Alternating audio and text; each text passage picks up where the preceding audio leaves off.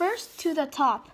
Sir Edmund Hillary's Amazing Everest Adventure by David Hill, illustrated by Phoebe Morse.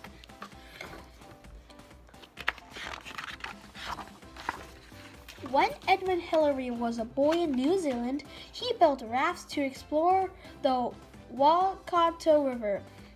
When he grew up, he explored other places. He climbed mountains. He crossed Antarctica. He was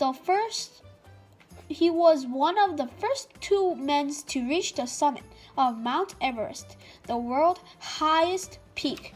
This is his story. Ed Hillary was born in Auckland in 1999 and grew up in a little town of Taku. He was small and shy, but at high school he grew tall and strong. At university, he loved tramping. He visited the great snowy southern Alps straight away. He wanted to climb them. The Second World War came, and Ed joined the Air Force. While training in Marlborough, he walked 50 kilometers to climb the nearest mountains. In New Plymouth, he cycled to Mount Nakari, tramped to the summit and back down, then cycled home. During the war, Ed flew in planes over Pacific. After the war ended, he climbed more mountains in New Zealand, France, and Switzerland. Ed Hillary was now one of the best mountaineers in the world. In 1951, he was invited to join a British expedition to the Himalayan mountains in Nepal. The group hoped to plan a way to the top of Mount Everest. Ed felt thrilled to be near the world's highest peak.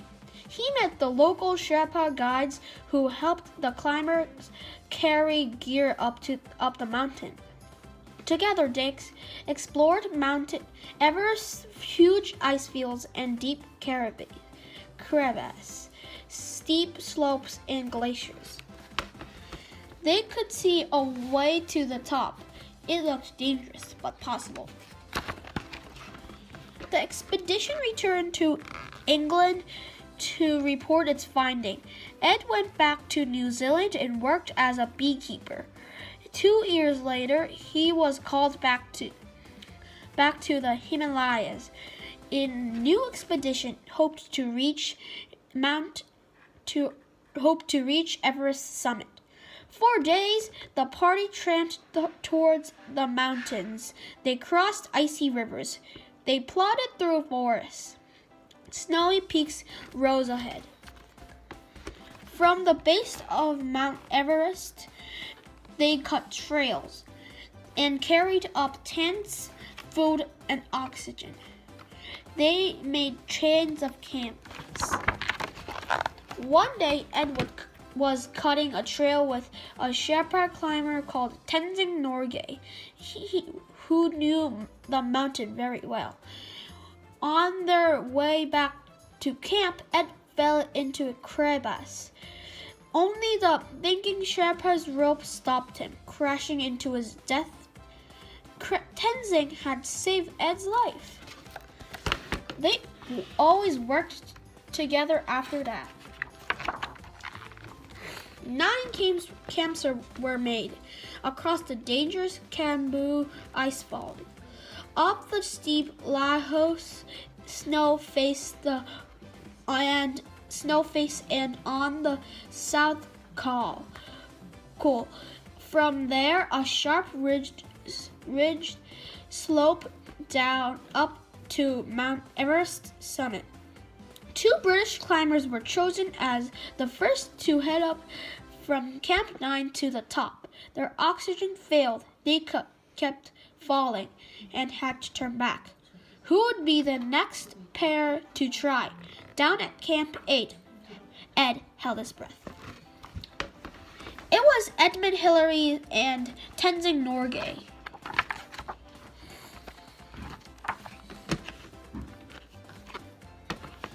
On 28th May 1953, the two men climbed in roaring gales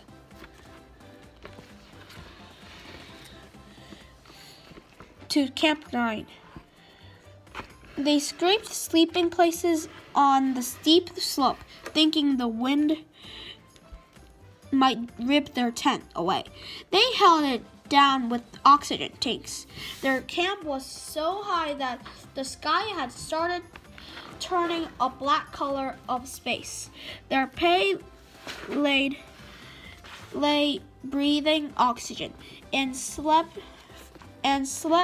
for 2 hours. They drank hot lemonade, slept again, and shivered in their sleeping bags. Ed and Tenzin got up just before sunrise. The morning was clear and cold. Ed's boots were frozen stiff. He had to heat them up over a little stove to soften them. They put on every piece of clothing they had, strapped oxygen tanks on their backs, roped themselves together, and set off at 6:30. The two climbers were just 400 meters below the summit, but in the high, thin air, every step was a huge effort. On they struggled through thick snow up to their waists in some places, cutting steps. The only sound were the hiss of oxygen, the moan of wind, and the panting breath. At 9 o'clock, they reached more solid ground and began to climb faster. The final ridge lay ahead. They couldn't see their summit yet. Now a rock face rose in front, a 12-meter-high black wall. There was no handholds, no way except at one end was a thick sheet of ice. Between the ice and the rock was a gap. Ed squeezed in the end and pushed himself up, feet against the ice, shoulders against the rock. If the ice broke away, he could fall to his death. But the ice held. Ed reached the top, and Tenzin followed him. They plodded up and up and up, cutting more steps. 10 o'clock, 11 o'clock. They felt exhausted. Then Ed looked up. There was more sky above them than before.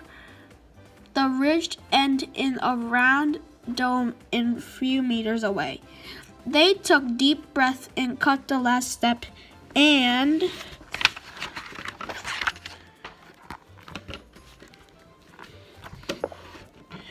they were on the summit. It was 11:30 on the morning of Friday, 29 May 1953. Humans had finally reached the top of Mount Everest. The two men shook hands. Tenzin flung his arm around Ed to hug him, and hugged him.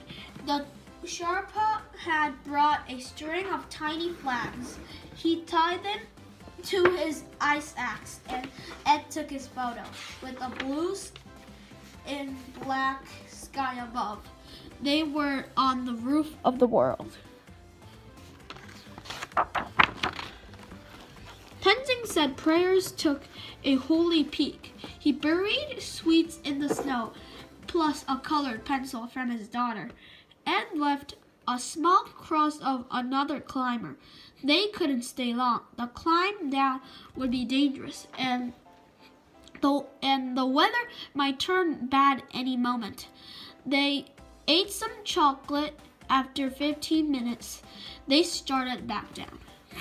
Tired and almost out of oxygen, they chopped more steps.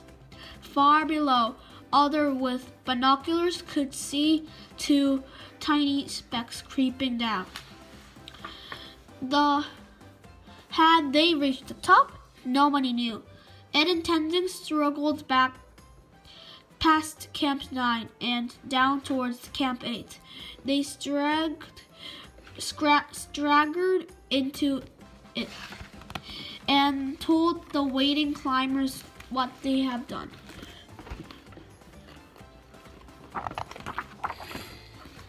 Next day, the whole party moved slowly down towards base camp. Everyone cheered as they arrived. Some burst into tears.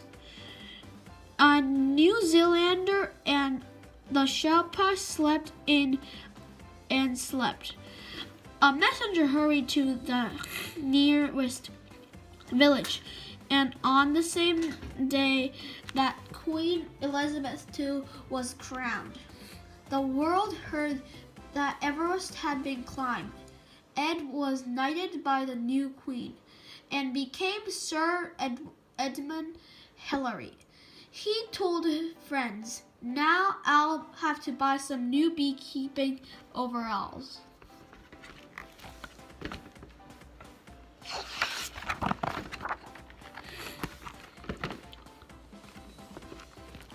Sir Ed went back to the Himalayas many times. He helped build schools and hospitals for Sherpas people. He showed them how to play rugby.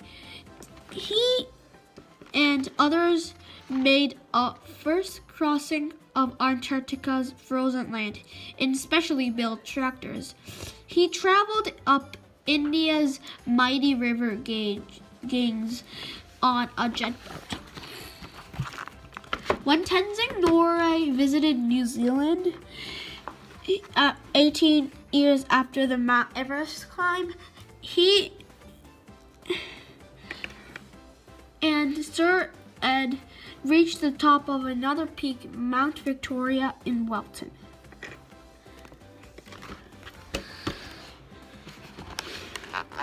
You can easily see Sir Edmund Hillary.